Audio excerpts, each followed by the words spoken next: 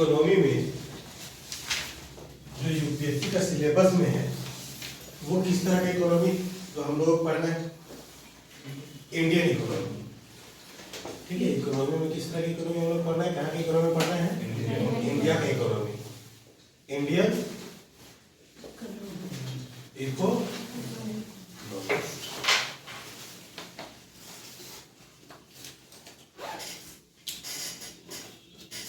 अब सबसे पहले हम लोग देखेंगे सिलेबस। ठीक है, तो इंडियन इकोनॉमी में पढ़ना क्या है। तो इंडियन इकोनॉमी को हम दो पार्ट में कंप्लीट करवाएंगे। पहला राउंड में प्री, फिर सेकेंड राउंड में मेंस। तो प्री वाले पार्ट में देखें,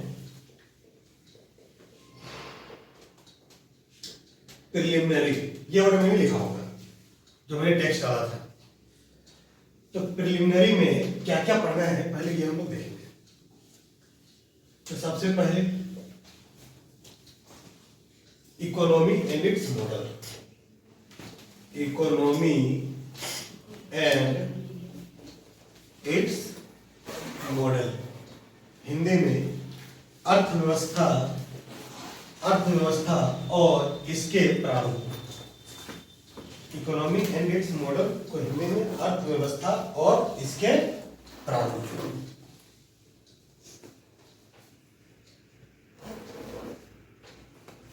हम स्टार्टिंग में काफी आराम से चलेंगे, फिर धीरे धीरे हम स्पीड को बढ़ाएंगे। आप लोग सब एडजस्ट कर जाना, ठीक है, ताकि आप लोग दिक्कत हो। पुराने स्टूडेंट एडजस्ट, पुराने स्टूडेंट को दिक्कत नहीं होगा क्योंकि हम लोग पहले से पढ़े हुए, मेंस वाला पार्ट हम लोग पढ़ा हुआ है, तो हम लोग एडजस्ट कर जाएगा। बट नया वाला स्टूडेंट को दिक्कत ना हो, इसलिए हम एकदम स्लो वे में चलेंगे स्टार्टिंग में, हर एक चीज को बेसिक से समझाते हुए। आपका मीडियम के इंग्लिश हिंदी? हिंदी सर, हिंदी। आपका आपने तो कहीं भी कुछ भी दिक्कत हो लैंग्वेज को लेकर पूछ लेना। इकोनॉमी एंड इट्स मॉडल, अर्थव्यवस्था और इसके प्रारूप। सेकेंड नंबर में जो हम लोग पढ़ेंगे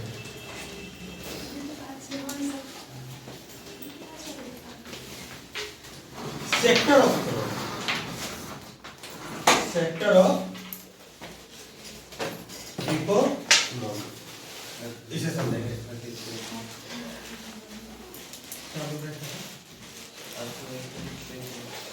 अर्थव्यवस्था के क्षेत्र, सेक्टर ऑफ इकोनॉमी, अर्थव्यवस्था के क्षेत्र।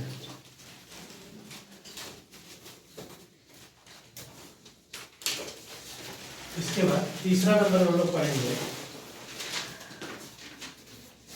इकोनॉमिक रिफॉर्म, इकोनॉमिक रिफॉर्म, आर्थिक सुधार, इकोनॉमिक रिफॉर्म, आर्थिक सुधार। इकोनॉमिक रिफॉर्म में हम लोग क्या पढ़, इसके अंदर क्या पढ़ेंगे, लिबरलाइजेशन, प्राइवेटाइजेशन, ग्लोबलाइजेशन। लिबरलाइजेशन को हिंदी में क्या बोलते हैं, उदारीकरण। प्राइवेटाइजेशन को हिंदी में क्या बोलते हैं, निजीकरण। और ग्लोबलाइजेशन को हिंदी में क्या बोलते हैं, वैश्वीकरण। ये इसके अंदर पढ़ेंगे। तो अभी हेडिंग में यही डालना है टॉपिक में, इकोनॉमिक रिफॉर्म।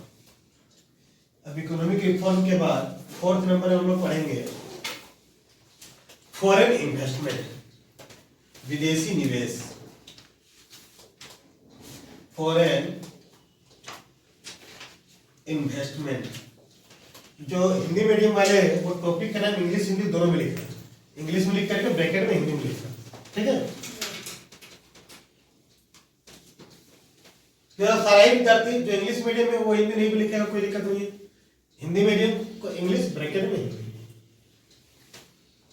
क्योंकि ये सब जो टर्म है चैप्टर का नाम जो है तो बहुत सारा समय आपको सुनने में मिलेगा हिंदी में भी और इंग्लिश में भी, आप लोग मतलब कनेक्ट हो सको इसलिए। अब फॉरेन इन्वेस्टमेंट में हम लोग क्या पढ़ेंगे, हिंदी में विदेशी निवेश, इसमें क्या पढ़ेंगे, एफडीआई, फॉरेन डायरेक्ट इन्वेस्टमेंट, विदेशी प्रत्यक्ष निवेश, FII, foreign institutional investment, FPI, foreign portfolio investment. ये सब चीजें हम लोग इसमें पढ़ेंगे। अब फोर्थ के बाद फिफ्थ नंबर में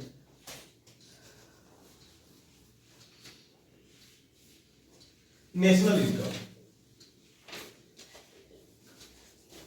national income. Foreign investment Hindi में विदेशी निवेश, फाइल में नेशनल इनकम, हिंदी में राष्ट्रीय आय।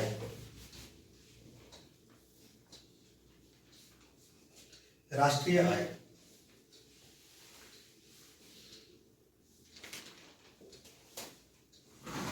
एंड 6th नंबर में ग्रोथ एंड डेवलपमेंट।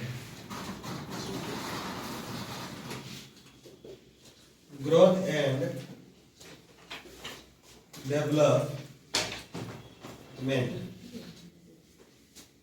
हिंदी में समृद्धि और विकास।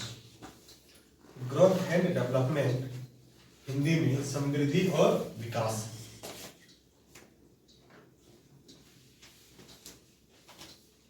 ग्रोथ एंड डेवलपमेंट, समृद्धि और विकास।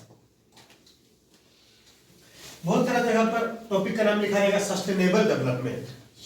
ठीक है, तो सस्टेनेबल डेवलपमेंट में भी कंटेंट, जो कंटेंट दिया रहेगा वही कंटेंट आपको इसमें मिलेगा। ग्रोथ एंड डेवलपमेंट में कुछ जगह ग्रोथ एंड डेवलपमेंट टॉपिक का नाम मिलेगा, कुछ जगह जो मैंने अभी बताया। 7th नंबर में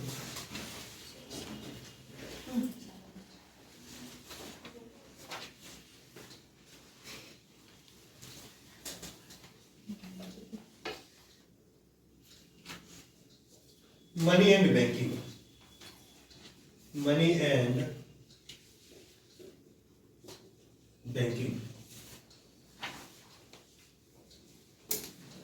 मनी एंड बैंकिंग को हिंदी में क्या बोलेंगे? मुद्रा और शाखा। तो मनी एंड बैंकिंग को आप लोग हिंदी में लिखना मुद्रा और बैंकिंग। हिंदी में बैंकिंग को बैंकिंग ही लिखना, क्योंकि कुछ टर्म क्या है टेक्निकल हो जाता है इंग्लिश में, जिसका हिंदी में भी वही हम लोग यूज करते हैं। जैसे बैंक को हिंदी में भी बोलचाल हम लोग बैंक ही बोलते हैं कि कहाँ जा रहे हो, बैंक जा रहे हैं, तो टर्म क्या यूज हुआ, बैंक। तो हिंदी में भी क्या लिख रहा है, बैंक ही लिख रहा है। उसका स्पेशल हिंदी ढूंढने की कोशिश नहीं करना है। जैसे अब आ गया स्कूल, अब बोलचाल में आ गया इंग्लिश वर्ड स्कूल। हम लोग कहाँ जा रहे हो, स्कूल पढ़ने जा रहे हैं, तो स्कूल अब वो जो इंग्लिश है वो हिंदी बन गया। अब हिंदी में भी स्कूल ही लिख रहे हैं, विद्यालय नहीं लिख रहे हैं। समझ आ रहा है? तो जो भी टेक्निकल टर्म है जो हिंदी इंग्लिश दोनों में यूज होता है, तो उसको दोनों में वही लिखना है। तो 7 के बाद नेक्स्ट 8 में इन्फ्लेशन।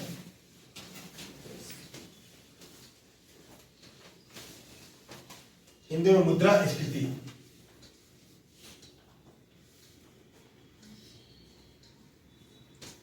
इन्फ्लेशन को हिंदी में लिखे मुद्रास्फीति।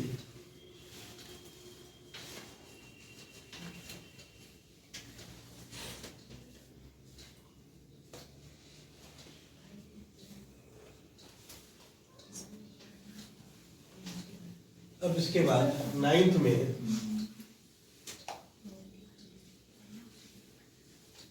Tax system. टैक्स सिस्टम, कर पद्धति। टैक्स सिस्टम, कर पद्धति।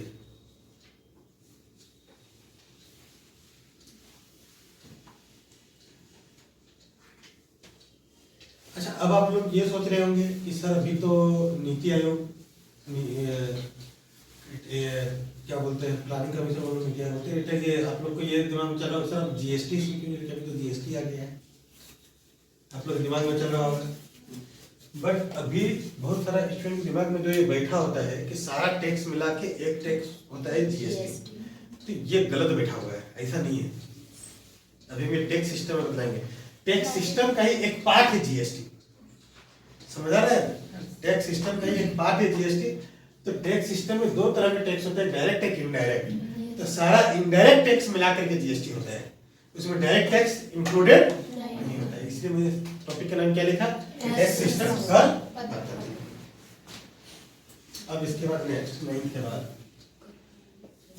10th में बजट।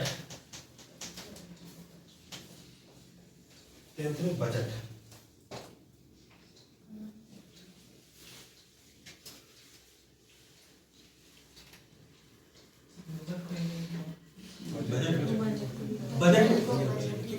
बजट क्या हो गया, टेक्निकल टर्म हो गया। आप लोग देखेंगे कि न्यूज़पेपर वगैरह में, हिंदी न्यूज़पेपर में बजट ही लिखा रहता है, बजट आ गया ऐसे करके हम लोग बजट ही बोलते हैं। उसका कोई और क्या बोलते हैं, क्या बोलता है हिंदी में? नहीं, हिंदी में भी क्या लिखना है, बजट ही लिखना है। बजट के बाद 10th के बाद 11th में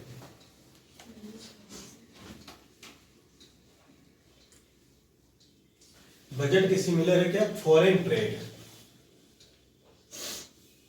फॉरेन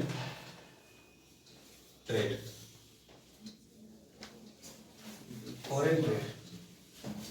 फॉरेन मतलब क्या, विदेशी, ट्रेड मतलब क्या है, व्यापार, तो विदेशी व्यापार, हिंदी में विदेशी व्यापार।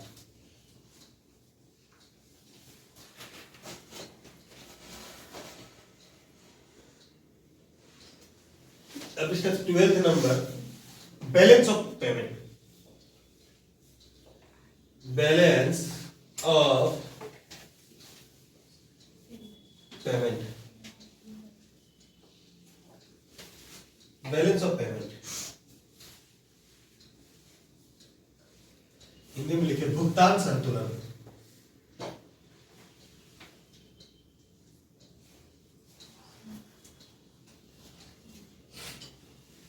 बैलेंस ऑफ पेमेंट, भुगतान संतुलन।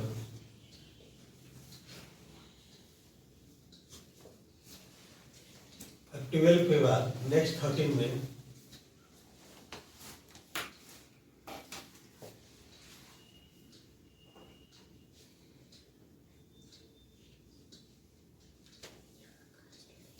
प्लानिंग कमीशन,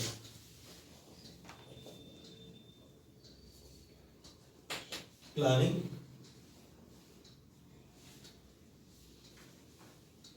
कमीशन में COM सिंगल एम होता है या डबल एम होता है, डबल एम होता है ना। प्लानिंग कौन होता है, दोनों होता है। अच्छा, ब्रिटिश का लगा, यहाँ का होता है। तो प्लानिंग कमीशन, ये देखिए प्लानिंग कमीशन को हिंदी में क्या बोलेंगे हम लोग, प्लानिंग कमीशन को हिंदी में क्या बोलेंगे, योजना आयोग। बट अभी हिंदी में क्या यूज हो रहा है, नीति आयोग। तो प्लानिंग कमीशन, प्लानिंग मतलब योजना, ठीक है। तो आप लोग ब्रैकेट में यहाँ पर योजना आयोग और स्लेश देकर के नीति आयोग, समझ आ रहा है। हिंदी में क्या लिखना है, ब्रैकेट में योजना आयोग, फिर स्लेश देकर के नीति आयोग, और फिर ब्रैकेट बंद करना।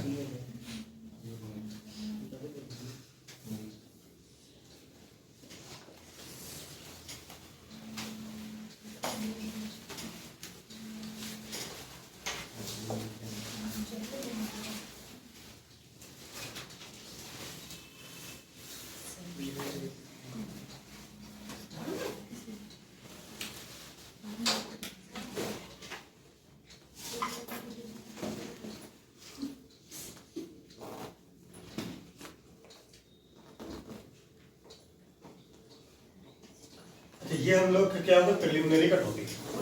अब इसके क्या करते हैं, मेंस का टॉपिक में लिख दे रहे हैं। तो मेंस को अलग से पढ़ेंगे, मेंस में जो पढ़ना है पीटी में,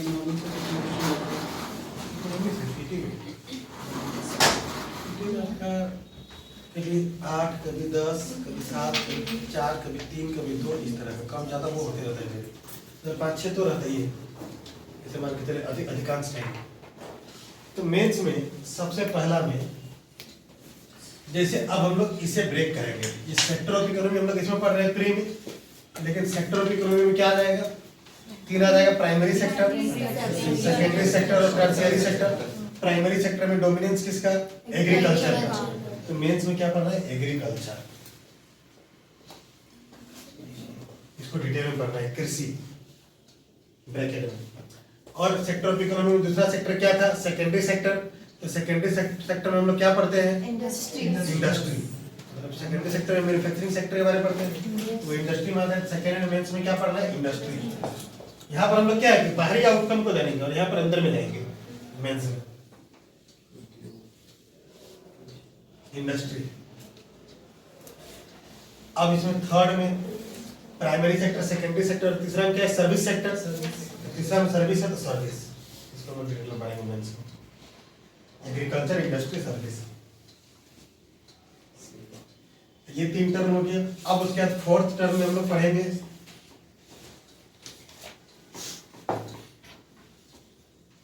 पॉपुलेशन, जनसंख्या।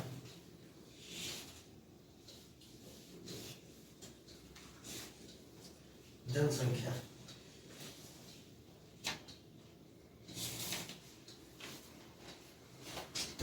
अब जनसंख्या ज्यादा होगा तो क्या होगा, गरीबी आएगा। तो इसमें गरीबी पढ़ना है।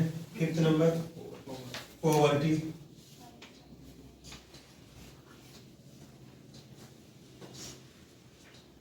और पॉपुलेशन हो गया।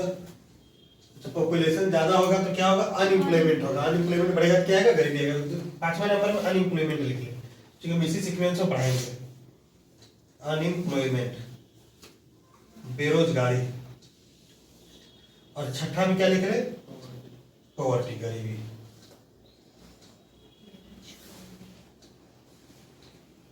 पॉवर्टी दैट मींस गरीबी।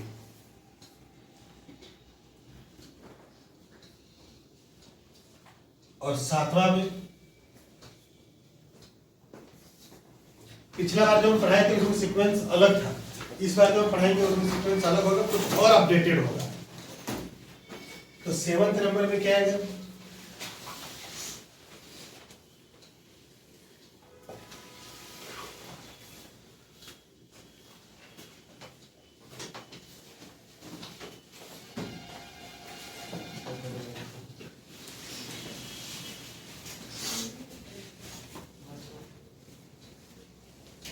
International economic and financial organisation.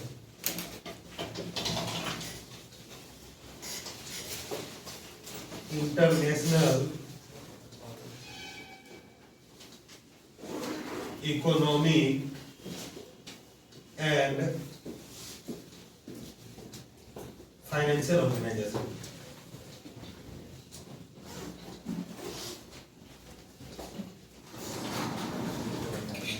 International economic and financial organisation, अंतरराष्ट्रीय आर्थिक और वित्तीय ऑर्गेनाइजेशन को क्या बोलते हैं हिंदी में, संगठन। तो अंतरराष्ट्रीय आर्थिक और वित्तीय संगठन, अंतरराष्ट्रीय आर्थिक और वित्तीय संगठन।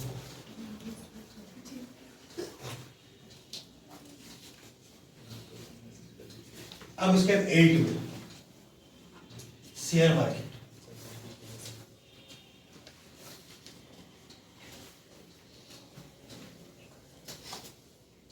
8 में शेयर मार्केट। आपका से स्ट्रॉन्ग देखो अभिजीत को सुना होगा, आपका से स्ट्रॉन्ग ऐसे शेयर मार्केट से क्वेश्चन आता नहीं है, एक्सेप्शनली हो सकता है एक तो आ जाए तो आ जाए, लेकिन फिर भी हम ये इसलिए पढ़ाएंगे क्योंकि ये आपका व्यक्तिगत जीवन में काम में आएगा। एग्जाम के पॉइंट ऑफ व्यू से इंपॉर्टेंट नहीं है शेयर मार्केट, नहीं रहता इससे क्वेश्चन। 10 साल 20 साल में एक आध क्वेश्चन पूछ दिया तो अलग बात है, नहीं तो रहता नहीं है। अभी हम आप लोग लिखा देंगे कि कौन सा चैप्टर ज्यादा इंपॉर्टेंट है, कौन सा चैप्टर कम इंपॉर्टेंट है, ये भी पता होना चाहिए आप लोगों को। तो मेरा पढ़ाने का जो सीक्वेंस होगा वो सेम होगा, जैसे पहले ये पढ़ाएंगे, फिर ये, फिर ये, फिर ये, फिर ये। तो आप लोग टॉपिक पहले से ही पता रहेगा कि सर क्या पढ़ाने वाले हैं, समझ आ रहा है। सबसे पहले ये, फिर ये, फिर ये, फिर ये, फिर ये, फिर ये, ऐसे ऐसे करते हैं एक लाइन से। यहाँ तक पहुंचेंगे, उसके बाद मेंस का स्टार्ट करेंगे, यहाँ से स्टार्ट करेंगे, फिर एक लाइन से, समझ आ रहा है। तो आप लोगों का ये प्री में यहीं तक से मतलब क्वेश्चन होते हैं, और मेंस में जनरली इधर से क्वेश्चन रहता है। एक आध क्वेश्चन मेंस इधर से भी मतलब ये पूछता है, जैसे आप लोग पूछा जाएगा किससे, ग्रोथ एंड डेवलपमेंट से आ जाएगा या इन्फ्लेशन से आ जाएगा। तो इधर से जो कुछ क्वेश्चन जो बनते हैं वो हम जब इधर पढ़ाएंगे तो पहले ये पूरा कंप्लीट कराएंगे, और इधर वाले में जो एक्स्ट्रा पढ़ना है मेंस के लिए वो बतला देंगे, वो क्वेश्चन आंसर के क्रम में बतला देंगे, मेंस का क्वेश्चन आंसर के क्रम में, प्रीवियस ईयर क्वेश्चन आंसर के क्रम में, समझ आ रहा है। और इकोनॉमी को 2 पार्ट में हम इसलिए कर दिए क्यों, अभी जैसे मेरे यहाँ पर इकोनॉमी छोड़ के अदर सारा सब्जेक्ट प्री का मेंस साथ में होता है, अलग से नहीं होता है कि पहले प्री और फिर मेंस। बट इकोनॉमी को मैंने क्या पहले प्री और फिर मेंस। मेन रीजन इसके पीछे क्या बताया आप लोग, मेन रीजन इसके पीछे ये है कि विद्यार्थी को इकोनॉमी बहुत आसानी से नहीं समझ आता है। हिस्ट्री, ज्योग्राफी, पॉलिटी, ये सब कहानी जैसे है, तुरंत समझ आ जाता है। बट इकोनॉमी कहानी जैसा नहीं है, इसमें पूरा कंसेप्ट है और पूरा मेंटल एक्सरसाइज इसमें ज्यादा होता है। क्योंकि इसमें ऐसा नहीं कि फैक्चुअल डेटा दिखा दिया बस हो गया, ऐसा नहीं। मेंटल एक्सरसाइज ज्यादा होगा और इसमें कहानी कम बनता है। तो हिस्ट्री में पूरा बाबर, तो उसका जीवनी, तो अकबर का जीवनी, तो उसमें कहानी ज्यादा बनता है, तो कहानी मार धार ज्यादा होता है उसमें, तो विद्यार्थी को चाहिए, उसमें मजा आता है। समझ आ रहा है? पर जैसे मूवी आप लोग देखते हो, एक्शन होता है, जैसे फाइट होता है, एकदम माइंड एकदम वहां पर कनेक्ट हो जाता है कि अब क्या होगा, फिर चाकू लेकर कैसे गया किसी को मारने के लिए, तो माइंड और कनेक्ट हो गया। उसके बाद फिर कोई रिवॉल्वर था तो माइंड और कनेक्ट हो गया। मार धार में क्या होता है, दिमाग ज्यादा कनेक्ट हो जाता है उस चीज से, क्योंकि उसके बाद का स्टेप जानने के लिए माइंड क्या हो जाता है, पूरा जागरूक हो जाता है। लेकिन इसमें मार धार आप लोगों को नहीं मिलेगा, ठीक है। और कहानी, फिल्म में क्या होता है, कहानी होता है, इसलिए फिल्म में क्या होता है कि विद्यार्थी का माइंड आसानी से कनेक्ट हो जाता है, कहानी प्लस मार धार। अब हिस्ट्री में पढ़ेंगे, वर्ल्ड हिस्ट्री में तो वो उसको मार दिया, वो उसको, मॉडर्न हिस्ट्री पढ़ा दिए, इसको मारा, ऐसे जंग छिड़ा, ऐसे ये हुआ।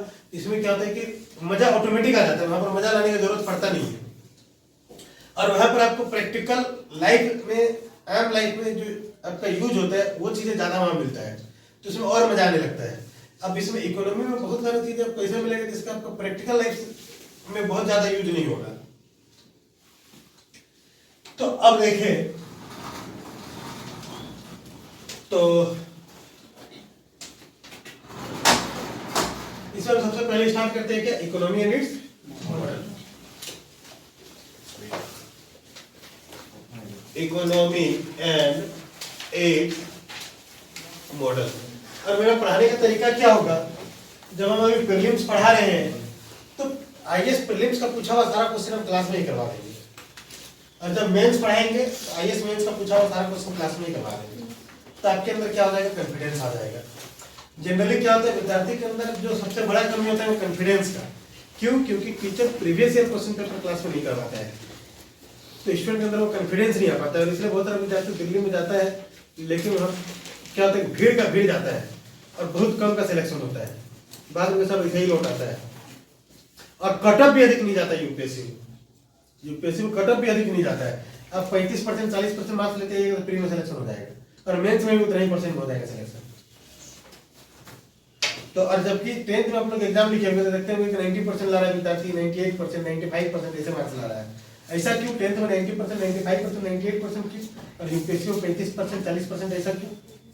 क्या रीजन इसके पीछे? तो यूपीएससी हटाना चाहता है सर, यूपीएससी उसी को लेना चाहता है जो एकदम काबिल हो, यूपीएससी सिलेक्ट नहीं सिलेक्ट करना चाहता है। डिसलेक्ट। और कोई क्यों ऐसा होता है कि कट ऑफ 10th में ज्यादा जाता है और यूपीएससी में कट ऑफ बहुत कम जाता है?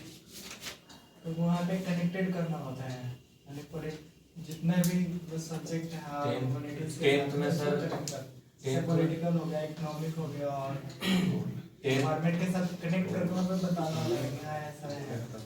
10th में सर आपका सर मेमोरी का एग्जाम होता है, सर यूपीएससी में आपका सर पर्सनालिटी का एग्जाम, आपका माइंड सेट देखता है, माइंड सेट। और कोई ऐसा क्यों होता है कि यूपीएससी में 35% कट ऑफ जाता है और 45% आसपास वाला टॉप कर जाता है आईएएस में।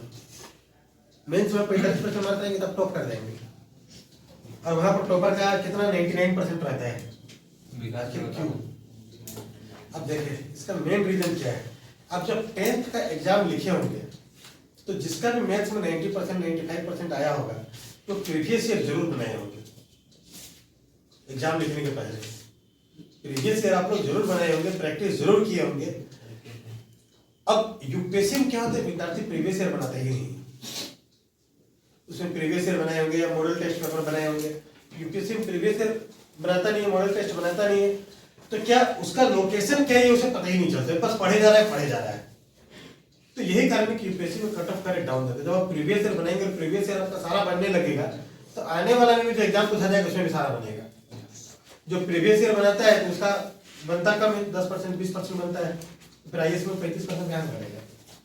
अब प्रीवियस ईयर क्वेश्चन पेपर आप बनाए और उसमें आपसे अगर 90% बनने लगेगा तो एग्जाम में भी 90% आसपास मार्क्स आ जाएगा जब यूपीएससी प्रीलिमिनरी का लिखेंगे। तो या जो सेक्शन में विद्यार्थी से सारा क्वेश्चन बनता है उस सेक्शन से एग्जाम में भी लगभग सारा क्वेश्चन बनता है, और जो सेक्शन से नहीं बनता है उस सेक्शन से एग्जाम में भी नहीं बनता है। अगर कोई सेक्शन से प्रीवियस ईयर में सारा क्वेश्चन आपसे बन रहा है तो ऐसा हो ही नहीं सकता कि एग्जाम में आपका लगभग सारा क्वेश्चन नहीं बनेगा। थोड़ा बहुत अंतर रहेगा, थोड़ा ज्यादा बनेगा या थोड़ा कम बनेगा। तो इसलिए यहाँ पर हम धीरे धीरे टीचिंग का जो सिस्टम लाएंगे उसमें लाएंगे टीचर्स को भी हम बोल देंगे कि प्रीवियस ईयर पेपर क्लास में ही करवा देना है विद्यार्थी को। तो प्रीवियस ईयर जब क्लास में करवा दिया जाएगा, आपको सिर्फ प्रीवियस ईयर बनने लगेगा तो फाइनल एग्जाम में भी उधर में बनेगा। इसमें सर ज्यादा से ज्यादा प्रैक्टिस करना। हाँ प्रैक्टिस, क्योंकि पहले आप सीख गए तो जो चीज सीखे उसका अप्लाई भी आपको आना चाहिए। बहुत सारे विद्यार्थी दिल्ली जाता है, पढ़ता है, सीखता है, लेकिन उसका अप्लाई उसको नहीं आता है, वो एग्जाम में अप्लाई नहीं कर पाता है और उसको क्या लगता है ये भी ऑप्शन सही, ये भी ऑप्शन सही, ये भी ऑप्शन सही, और जब लगाता है तो गलत ही जगह उसका लगता है। ऐसा क्यों होता है? क्योंकि वो अप्लाई करना नहीं सीखा है नॉलेज को, मतलब माइंड में एकदम पजल वाला रूप में एकदम नॉलेज है, तो खूब पढ़ रहा है, खूब पढ़ लिया और पूरा पजलने से नहीं। क्या बोल रहे हैं? बोले जानते हुए भी गलत टिक लगा। जानते हुए गलत लगा के आता है, क्योंकि अप्लाई उसको आता ही नहीं, अप्लाई किया ही नहीं। नॉलेज का अप्लाई मान लो आपको, आप मान लो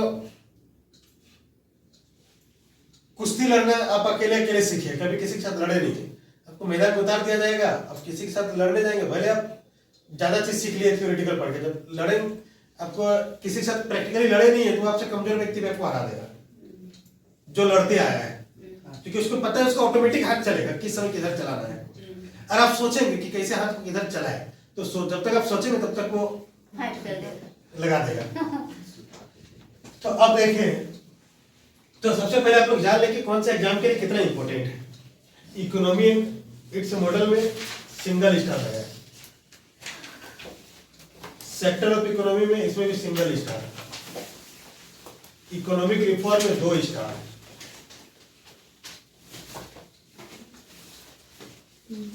फॉरेन इन्वेस्टमेंट में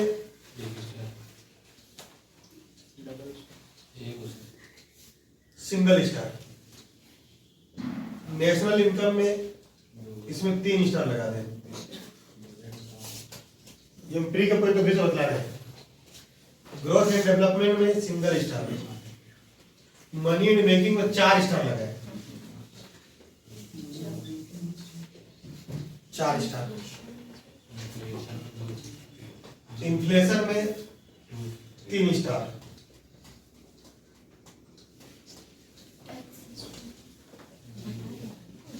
टैक्स सिस्टम में सिंगल स्टार, बजट में single star, foreign trade single star, balance of payment single star, planning commission single star. तो बजट से क्वेश्चन पूछना है सर, मतलब कम कभी कभार एक आध क्वेश्चन। ये प्री वाला पार्ट हो गया वो एग्जाम के पॉइंट ऑफ व्यू से। तो आप लोग का जितना भी सिंगल स्टार है इससे क्वेश्चन कम आता है, कभी कभार आता है, और डबल स्टार जो है उससे क्वेश्चन बराबर आता है, और ट्रिपल स्टार में मतलब क्वेश्चन ज्यादा आता है, मल्टीपल क्वेश्चन पूछा जाता है, और 4 स्टार में सबसे ज्यादा क्वेश्चन है। वो तो आएगा ही। अब आप लोग देखेंगे मनी एंड बैंकिंग से सबसे ज्यादा क्वेश्चन एग्जाम में आता है, और उसके बाद आपका इन्फ्लेशन, नेशनल इनकम, 3 स्टार कौन सा है? Money and banking, inflation, national income, ये सब आप लोग को ज्यादा क्वेश्चन एग्जाम में मिलेगा, और हर साल लगभग मिलेगा।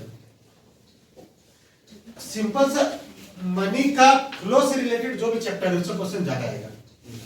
अर्थव्यवस्था में मनी का क्वांटिटी बढ़ गया तो क्या होगा, मनी का क्वांटिटी घट गया तो क्या होगा, वैसा वाला जो भी चैप्टर है उससे क्वेश्चन ज्यादा आएगा एग्जाम में। जैसे वैसा वाला चैप्टर कौन हो गया? मनी एंड बैंकिंग, इन्फ्लेशन, ये सब वैसा वाला हो गया।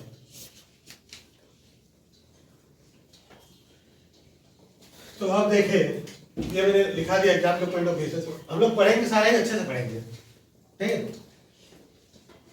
तो इकोनॉमी एंड इट्स मॉडल में सबसे पहले अर्थव्यवस्था और इसके प्रारूप में सबसे पहले हम लोग देखेंगे कि इकोनॉमी क्या होता है। इकोनॉमी